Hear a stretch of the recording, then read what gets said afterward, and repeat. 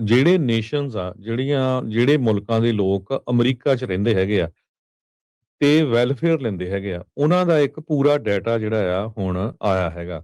ਤੇ ਉਸ ਡਾਟਾ ਦੇ ਵਿੱਚ ਬਹੁਤ ਸਾਰੇ ਜਿਹੜੇ ਮੁਲਕਾਂ ਦੇ ਲੋਕ ਆ, ਬੜੀ ਵੱਡੀ ਗਿਣਤੀ ਦੇ ਵਿੱਚ ਫੂਡ ਸਟੈਂਪ, ਪਬਲਿਕ ਬੈਨੀਫਿਟਸ, ਇਹ ਸਾਰਾ ਕੁਝ ਲੈਂਦੇ ਹੈਗੇ ਆ। ਇਹ ਪ੍ਰੈਜ਼ੀਡੈਂਟ ਯੂਐਸ ਦੇ ਜੋ ਹੈਗੇ ਡੋਨਲਡ ਟਰੰਪ, ਉਹਨਾਂ ਨੇ ਕੱਲ੍ਹ ਜਿਹੜੀ ਲਿਸਟ ਆ ਉਹ ਜਾਰੀ ਕੀਤੀ ਆ। ਜਿਨ੍ਹਾਂ ਦੇ ਵਿੱਚ ਉਹਨਾਂ ਨੇ ਦੱਸਿਆ ਵੀ ਚਾਈਨਾ, ਰਸ਼ੀਆ, ਪਾਕਿਸਤਾਨ, ਇਹਨਾਂ ਮੁਲਕਾਂ ਦੇ ਜਿਹੜੇ ਇਮੀਗ੍ਰੈਂਟ ਆ ਉਹ ਸਭ ਤੋਂ ਵੱਧ highest level of government assistance ਲੈਂਦੇ ਹੈਗੇ ਆ।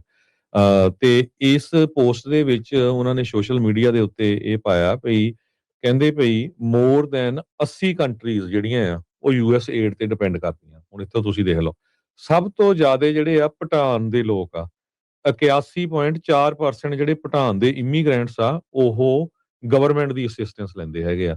ਚਾਹੇ ਉਹ ਫੂਡ ਸਟੈਂਪ ਹੋਣ, ਚਾਹੇ ਉਹ ਹਾਊਸਿੰਗ ਅਸਿਸਟੈਂਸ ਹੋਵੇ, ਜਾਂ ਹੋਰ ਵੀ ਕਿਸੇ ਤਰ੍ਹਾਂ ਦੀ ਜਿਹੜੀ ਅਸਿਸਟੈਂਸ ਹੈਗੀ ਆ। ਇਸ ਤੋਂ ਬਿਨਾਂ ਕਹਿੰਦੇ ਵੀ ਯੇਮਨ ਅਰਬ ਰਿਪਬਲਿਕ ਦੇ 75.2%, ਸੋਮਾਲੀਆ ਦੇ 71.9% ਲੋਕ ਜਿਹੜੇ ਆ ਉਹ ਅਸਿਸਟੈਂਸ ਲੈਂਦੇ ਹੈਗੇ ਆ।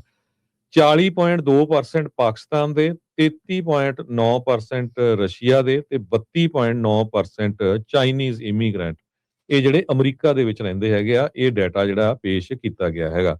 ਸੋ ਇਹਦੇ ਵਿੱਚ ਇੰਡੀਆ ਲਿਸਟ 'ਚ ਨਹੀਂ ਆਇਆ ਹੈਗਾ, ਕਿਉਂਕਿ ਹਾਲਾਂਕਿ ਇੰਡੀਆ ਦੀ ਬਹੁਤ ਵੱਡੀ ਜਿਹੜੀ ਇਮੀਗ੍ਰੈਂਟ ਕਮਿਊਨਿਟੀ ਆ ਉਹ ਯੂਐਸਏ ਦੇ ਵਿੱਚ ਰਹਿੰਦੀ ਹੈਗੀ ਆ।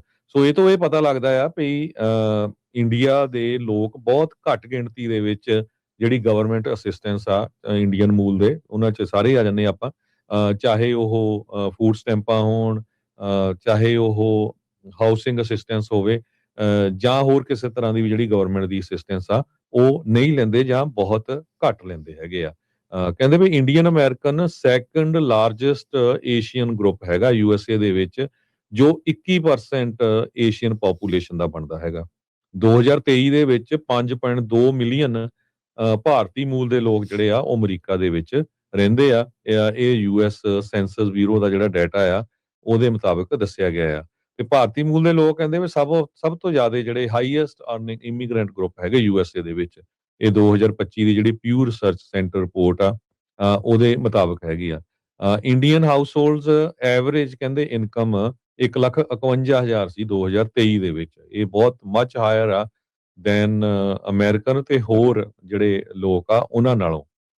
ਐਵਰੇਜ ਇੰਡੀਅਨ ਅਮਰੀਕਨ 85,300 ਦੇ ਕਰੀਬ ਜਿਹੜੇ ਡਾਲਰ ਆ ਉਹ ਅਮਰੀਕਾ ਦੇ ਵਿੱਚ ਉਹਨਾਂ ਦੀ ਇਨਕਮ ਹੈਗੀ ਆ।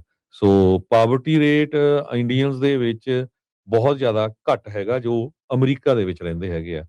ਸੋ ਇਹ ਬਿਜ਼ਨਸ ਸਟੈਂਡਰਡ ਜੋ ਆ ਉਹਨਾਂ ਨੇ ਅੱਜ ਪੂਰੀ ਰਿਪੋਰਟ ਜੋ ਪ੍ਰੈਜ਼ੀਡੈਂਟ ਟਰੰਪ ਉਹਨਾਂ ਨੇ ਸੋਸ਼ਲ ਮੀਡੀਆ ਦੇ ਉੱਤੇ ਪਾਈ ਆ ਵੀ ਕਿਉਂ ਅਸੀਂ ਉਹਨਾਂ ਲੋਕਾਂ ਦੇ ਪਿੱਛੇ ਹੈਗੇ ਆ, ਉਹਨਾਂ ਇਮੀਗ੍ਰੈਂਟਸ ਦੇ ਪਿੱਛੇ ਆ, ਕਿਹਨਾਂ ਮੁਲਕਾਂ ਦੇ ਉਹ ਵੀਜ਼ੇ ਬੰਦ ਕਰ ਰਹੇ ਹੈਗੇ ਆ, ਕਿਹਨਾਂ ਦੇ ਉੱਤੇ ਜਿਹੜੀ ਪੂਰੀ ਸਟ੍ਰਿਕਟਨੈਸ ਰੱਖੀ ਹੋਈ ਆ, ਉਹ ਇਹ ਕਾਰਨ ਆ ਵੀ ਉਹ ਇੱਥੇ ਆ ਕੇ ਜਿਹੜੇ ਸਾਡੇ ਰਿਸੋਰਸਿਸ ਆ ਉਹਨਾਂ ਨੂੰ ਵਰਤ ਰਹੇ ਹੈਗੇ। ਜੀ। ਤੇ ਹਰਜੋਤ ਸਿੰਘ ਜੀ, ਉਦਾਂ ਹੁਣ ਲੋਕ ਇਹ ਵੀ ਜਿਹੜੀਆਂ ਟਿੱਪਣੀਆਂ ਕਰ ਰਹੇ ਆ ਵੀ ਭਾਈ ਜੇ ਡਰੱਗ ਦੇ ਕਰਕੇ ਲੋਕ ਇੰਨੇ ਮਰ ਰਹੇ ਆ ਤੇ ਤੁਸੀਂ ਇਹ ਹਮਲਾ ਜਿਹੜਾ ਉਹ ਕੀਤਾ ਤੇ ਭਾਈ ਹੈਲਥ ਕੇਅਰ ਨਾ ਮਿਲਣ ਕਰਕੇ ਜਿਹੜੇ ਲੋਕ ਇੰਨੇ ਮਰਦੇ ਆ ਤੇ ਭਾਈ ਉਹਦੇ ਤੇ ਵੀ ਕੋਈ ਐਕਸ਼ਨ ਲੈ ਲਓ। ਉਹ ਵੀ ਲੋਕ ਜਿਹੜੇ ਉਹ ਬਚਾਅ ਜਿਹੜੇ ਉਹ ਲੈਣੇ ਚਾਹੀਦੇ ਆ, ਉਹਦੇ ਤੇ ਵੀ ਕੋਈ ਨਾ ਕੋਈ ਐਕਸ਼ਨ ਲੈ ਲੈਣਾ ਚਾਹੀਦਾ ਆ।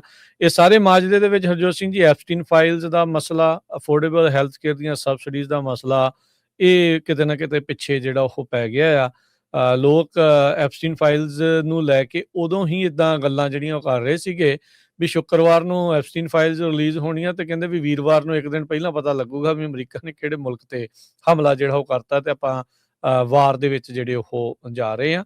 ਸੋ ਲੈਟਸ ਸੀ ਅੱਗੇ ਇਸ ਬਾਬਤ ਹੋਰ ਕੀ ਬਣਦਾ ਆ। ਇਹ ਕੁਝ ਕੁ ਚੀਜ਼ਾਂ ਜਿਹੜੀਆਂ ਉਹ ਨਾਲ ਚੱਲ ਰਹੀਆਂ ਜਿਹੜੇ ਲੋਕ ਆਖਦੇ ਆ।